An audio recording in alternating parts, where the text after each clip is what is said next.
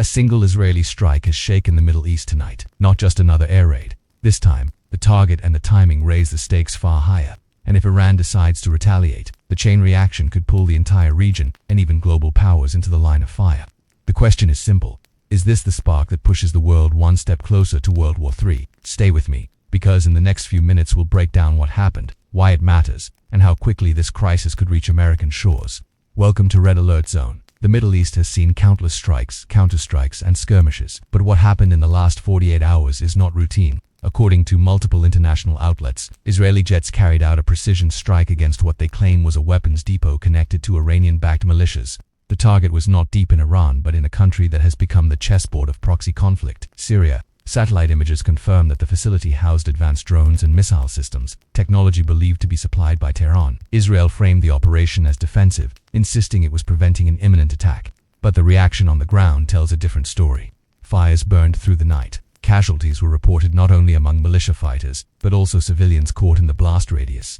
For Israel, this strike is a continuation of its long-standing campaign between the wars, a strategy of hitting Iranian assets before they can be used. For Tehran, however, it is an escalation, especially after senior officials vowed that attacks on Iranian-linked infrastructure would not go unanswered.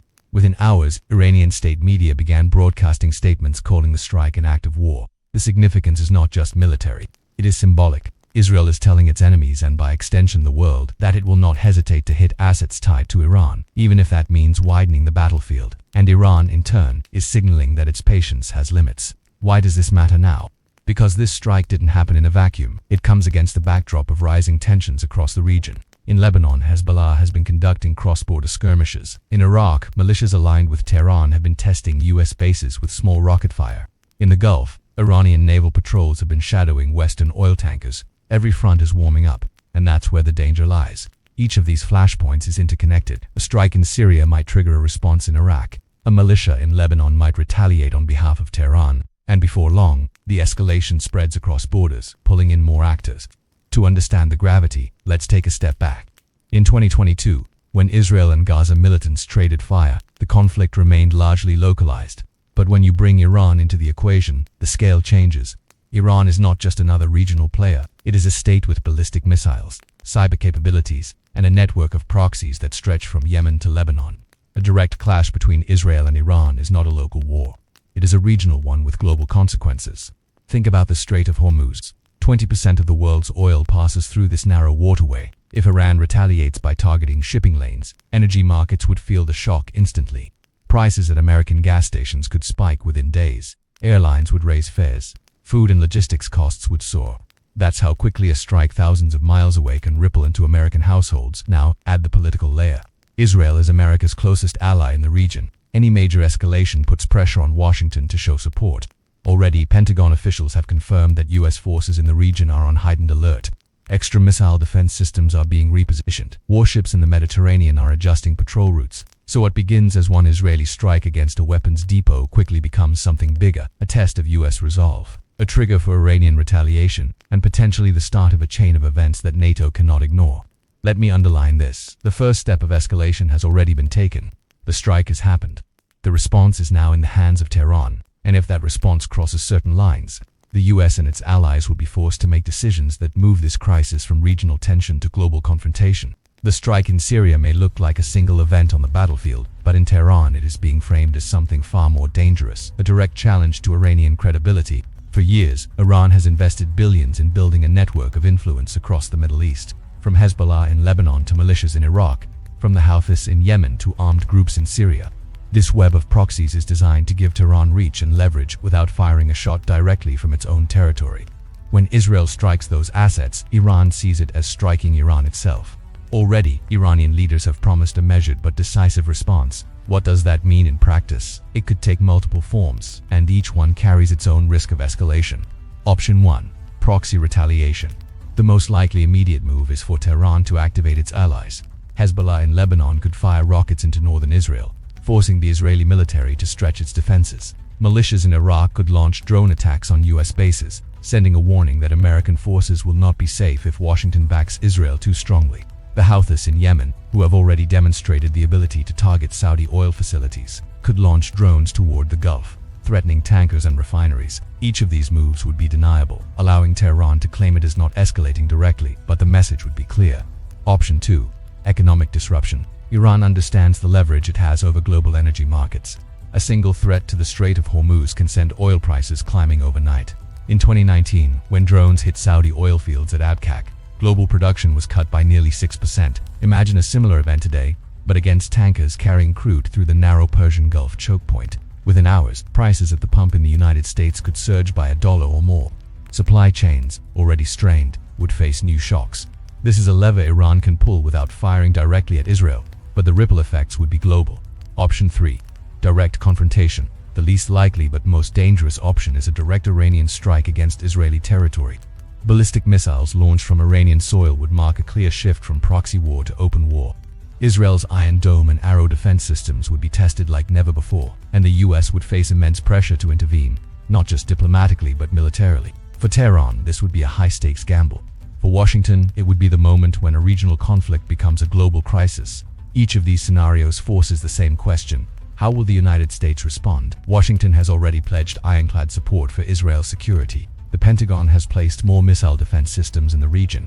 US warships are on high alert, but if Iranian proxies kill American personnel in Iraq, or if a drone hits a US base in the Gulf, the White House may be forced to act. And once American troops are in direct combat, the slide toward a wider war accelerates. This is where NATO enters the picture. Although NATO's primary focus is Europe, the alliance has repeatedly emphasized that security threats in the Middle East can destabilize the entire global order. If the conflict drags in US and European assets, Article 4 consultations could be triggered, the step before Article 5, collective defense.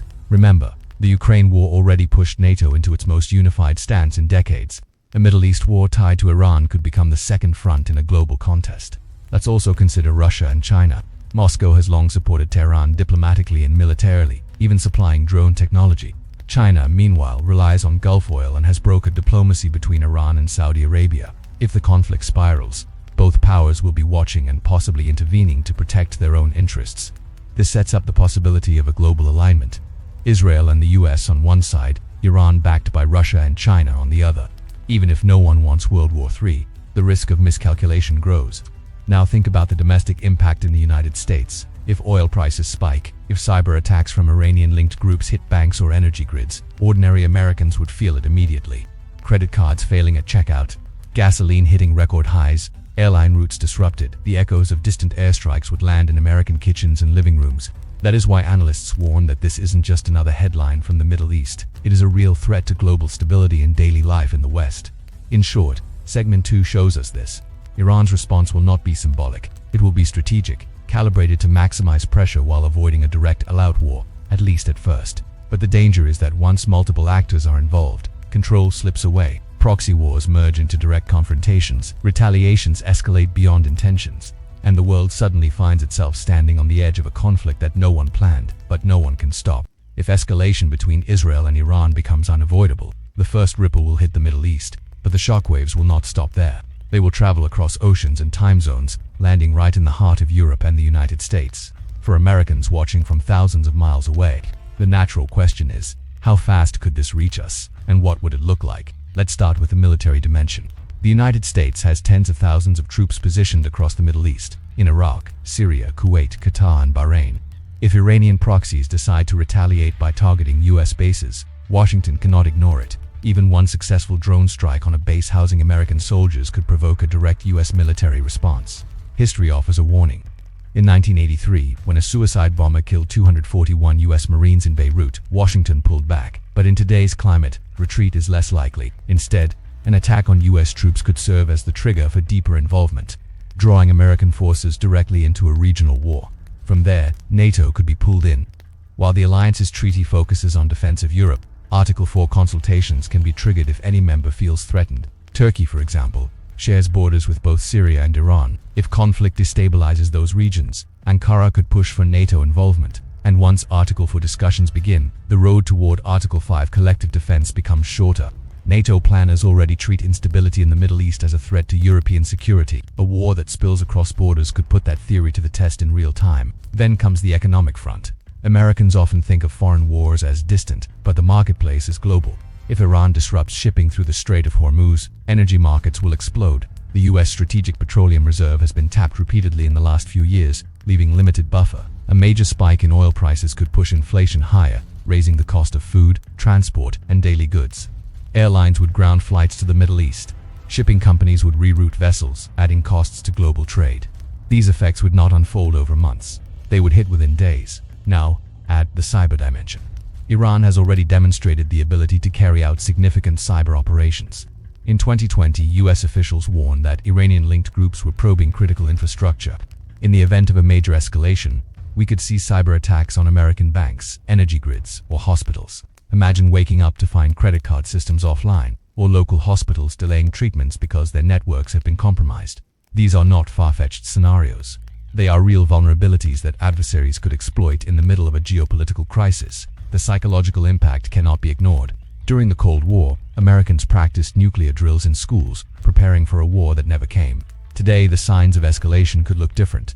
More frequent emergency alerts on phones, warnings from Homeland Security about potential attacks, and local communities bracing for disruptions. Even if the actual conflict remains overseas, the atmosphere at home would change. Fear, uncertainty, and economic stress can erode public trust, and that instability is exactly what adversaries like Iran, Russia, or China would want to exploit. Meanwhile, diplomacy would be tested to its limits. The United Nations would likely call for restraint, but its ability to enforce peace is limited. Russia, holding veto power, could shield Iran diplomatically. China, concerned about oil supplies, might call for negotiations but also position itself as a broker, increasing its influence at America's expense. Washington, caught between supporting its ally Israel and preventing a world war, would face one of the hardest choices in decades. Here's the dangerous truth. Wars do not always begin with grand declarations. They often start with missteps, miscalculations, and momentum that leaders cannot control.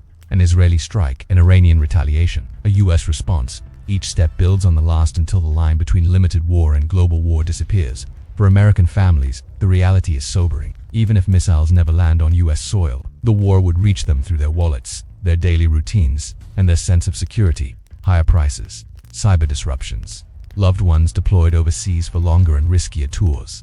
This is why the stakes are not abstract, they are personal. And so we come back to the central question.